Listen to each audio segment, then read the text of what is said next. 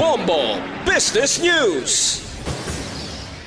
Kabombo, yari ang pagsaka sa presyo sang produktong petrolyo nga ginpatuman epektibo subong aga. Sa gasolina, nadugangan ang presyo sina sa 60 sentimos sa kada litro. Diesel, nadugangan sang piso sa kada litro. Sa kerosene, nadugangan ang presyo sang 60 sentimos sa kada litro. Ini na ang ikalima nga sunod-sunod nga semana nga mayara sang pagtaas sa presyo sang gasolina. Ikapito naman ini nga sunod-sunod nga semana sang pagsaka para sa presyo sang diesel kag para sa kerosene.